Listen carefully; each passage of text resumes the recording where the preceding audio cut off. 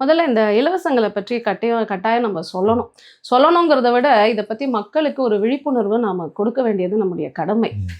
இந்த இலவசம் சொல்லும்பொழுது, இப்போ குறிப்பிட்டு ஒரு ரூ. 5,000 இந்த வாட்டி ம். அனௌன்ஸ் பண்ணாரு ஸ்டாலின் அவர்கள். அது அந்த ஒரு அனௌன்ஸ்மெண்ட்ல பார்த்தீங்கன்னா, அந்த ஒரு நாளைக்கு 6,000 கோடி செலவு அப்படிங்கிறது 6,550 கோடி ம். செலவு. இப்போ அதற்கு முன்னாடி பட்ஜெட் அனௌன்ஸ் பண்ணும்பொழுது, இன்டரிம் பட்ஜெட்ஸ் அனௌன்ஸ் பண்ணும்பொழுது, ரெவென்யூ டெபிசிட் ம். வந்து 69,000 கோடி. ம். ஃபிஸ்கல் டெபிசிட் வந்து 3.48%. ம். இப்போ 15th ஃபினான்ஸ் கமிஷன் என்ன சொல்றாங்க, ஃபிஸ்கல் டெபிசிட் வந்து 3% to 3.4 வரைக்கும் நீங்க போகலாம். Okay. நம்மளது எவ்வளோ ரைஸ் ஆயிருக்கு? 3.48.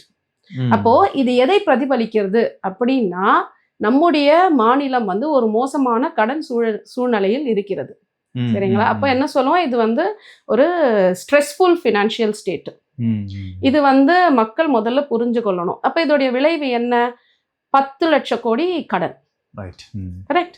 அப்போ இந்த 10 லட்சம் கோடி கடன்கிறது யாருக்கு வரப்போகுது? ஒவ்வொரு இன்டைரக்டா இன்டைரக்டா வந்து தமிழ்நாட்டில் இருக்கக்கூடிய ஒவ்வொருத்தருக்கும்.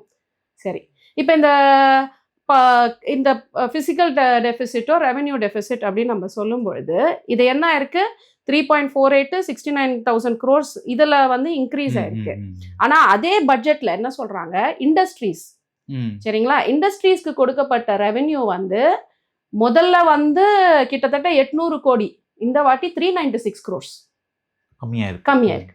அப்ப அடுத்தது நீர்வளம்க்கு 3000 கோடி, எவ்வளவு கம்மியா இருக்கு?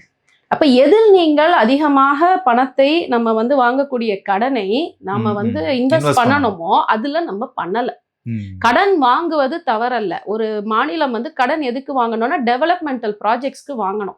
ஸோ டெவலப்மெண்ட் ப்ராஜெக்ட்ல நம்ம போட வேண்டிய பைசா எல்லாத்தையும் கம்மி பண்ணிட்டு இலவசங்கள்ல நம்ம அதிகமாக்கிட்டோம்.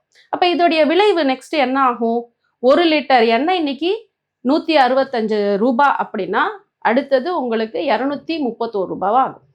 ஒரு கிலோ தோரம் பருப்பு 180னா 272 ரூபாய்.